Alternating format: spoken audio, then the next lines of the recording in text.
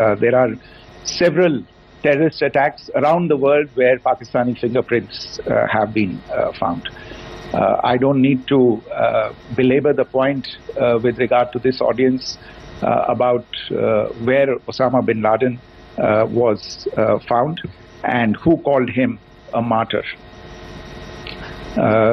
Pakistan has also for decades pursued cross-border terrorism into India with impunity, and as I said yesterday also, in order to deliberately mislead the international community, they claimed that the terrorist Sajid Mir was dead. They came under pressure, and Sajid Mir was then brought back to life, arrested, and is now apparently in Pakistani custody.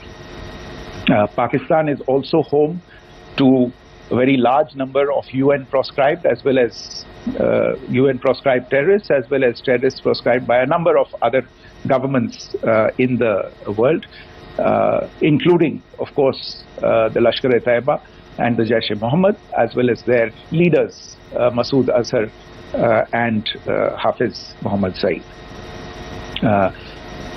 आपने देखा होगा हाल ही में पिछले ही कुछ दिनों में पाकिस्तान के रक्षा मंत्री और उनके पूर्व विदेश मंत्री दोनों ने इस बात को माना है कि पाकिस्तान का ऐसे ग्रुप्स के साथ जो रिश्ता है वो क्या रहा है. Both the defense minister and the former foreign minister of Pakistan, I think they've done a more eloquent job of this than I could ever do in terms of describing their country's implication in international terrorism and their involvement in housing these kinds of groups. दूसरा जो विषय है वो है पाकिस्तान का जो एक दावा है कि एक इंटरनेशनल impartial investigation होना चाहिए, एक joint investigative committee होनी चाहिए. These calls for jointly investigating this heinous and barbaric attack in Pahalgam. Again, I think you know the history well on this. You know the track record well, and it is not a bright track record insofar as Pakistan is concerned. In fact, in the pursuit of justice for the victims of multiple terrorist attacks, whether it be Mumbai in 2008, in Pathankot in 2016, or many others. But in particular for these two attacks, India had offered to cooperate. India provided forensic evidence and urged Pakistan to bring the perpetrators of these attacks to justice.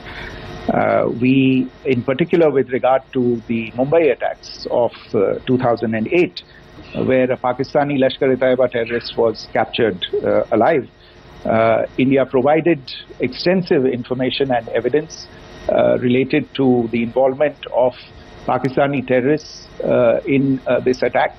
Cases were registered, but you are all aware that these cases have not progressed, despite the formation of judicial teams, etc. And Pakistan has consistently stonewalled all efforts to move the investigation.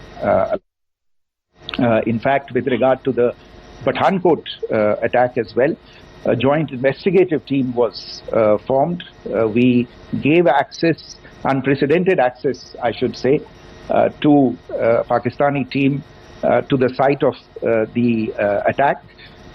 Details of call records data and DNA, etc. were shared with Pakistan. We had shared with them details related that we had been able to access to the addresses of terrorists. We presented evidence against the office bearers of Jaish-e-Mohammed who had conspired in the attack, and the handlers of the terrorists who facilitated them and guided them in. But there has been no movement on this. So in all of this, I think the experience has not been positive, and it certainly doesn't give us the confidence now to take at face value Pakistani assertions of wishing to participate in a joint investigation. These are just delaying tactics. These are just stonewalling tactics. And in fact, there is reason to believe that Pakistan uses the evidence that we provide only to cover its tracks and, in fact, defend the terrorists who we are looking for and obstruct the path of investigation. A third point that I wanted to address was the claim that only civilians were killed in the strikes on the 7th of May. We have made the point very clearly that all attacks on the morning of 7th May were against carefully selected terrorist infrastructure, terrorist targets. It is not clear to us, in fact, seeing some of the coverage of the after effects of these strikes, including the funerals for the terrorists that are held yesterday. I think a lot of you have seen the reports and the coverage on media. If only civilians, if any civilians were killed in these attacks, I wonder what message this picture actually sends to all of you. This is a question that is worth asking. It's also odd that the funerals of civilians are carried out with the coffins being draped in Pakistani flags and state honors being accorded. As far as we are concerned, the individuals eliminated at these facilities were terrorists. Giving terrorist state funerals may be a practice in Pakistan. Doesn't seem to make much sense to us. Pakistan has also claimed that India deliberately attacked religious sites. This is completely false again. I have made it clear that the targets were terrorist infrastructure, terrorist facilities, and locations connected clearly with incidents of cross-border terrorism into India. And it is in fact Pakistan that is misusing religious sites as a cover to in fact radicalize, direct and indoctrinate and train terrorists. In fact, contrary to what Pakistan is claiming, yesterday Pakistan launched a targeted attack on the Sikh community in the state of Jammu and Kashmir, hitting Gurdwara in Poonch and the homes of Sikh community members, which came under attack.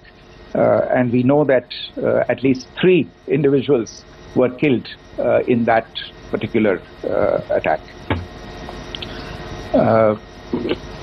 Pakistan is also making attempts to, in fact, just to add to this point, the retaliatory action that Pakistan has taken, in fact, is impacting civilians. I showed you the picture of the Gurdwara and the Sikh community members who were killed in this. There are other civilians also who've been killed and injured in these attacks. In fact, since yesterday morning, a total of 16 civilians have been killed and 59 others have been injured in the attacks by Pakistan. Not only this, Pakistan is also making attempts as part of its disinformation campaign to paint our action with regard to cross-border terrorism through the communal angle. If that is the issue, then I think I can do no better than to cite or point you in the direction of the Pakistan Army Chief's speech of 16 April 2025, I think that is the last word in communal rhetoric. And in the Pahalgam attack itself, you are aware of the kind of religious profiling that was done there, and perhaps there is a linkage between these two events. I can only say that these nefarious designs will not be allowed to succeed in India. And it is to be noted that people from all faiths, all religions, all regions in India have unequivocally, not just in India but around the world, have condemned these attacks. The Pakistani claims of now responding to India's strikes of the 7th of May. As I said right at the outset, it is India which is responding. The original escalation was by Pakistan on the 26th. निष्पक्ष मतलब news 24।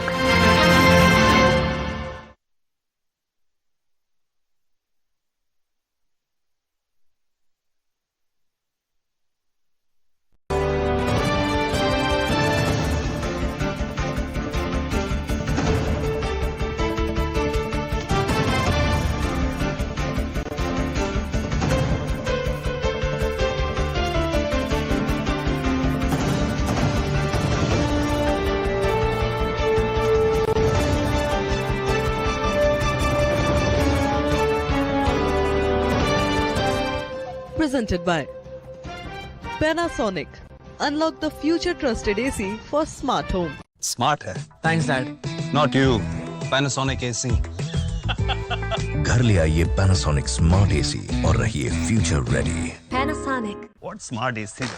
Smart AC वो है सिर्फ command ना सुने, needs को समझे, जो आपको दे सुकून की नींद। फिर कस्टमाइज स्लीप प्रोफाइल जो बाहर के बदलते मौसम के हिसाब से होम को रखे सुपर कूल। अच्छा, घर ले आइए पैनासोनिक स्मार्ट एसी और रहिए फ्यूचर रेडी।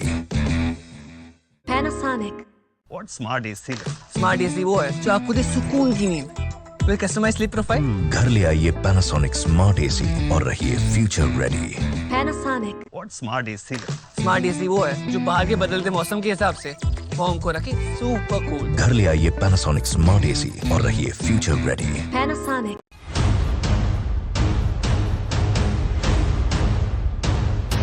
खेलना तमाशा मेरी भाषा है, राष्ट्र की भाषा। मेरे लिए राजनीति से जरूरी है राष्ट्र नीति।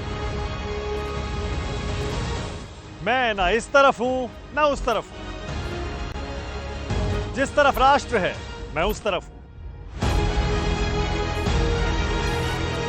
इसलिए मैं इधर उधर की बात नहीं करता, मैं राष्ट्र की बात करता हूं। राष्ट्र की बात मानक गुप्ता के साथ रोज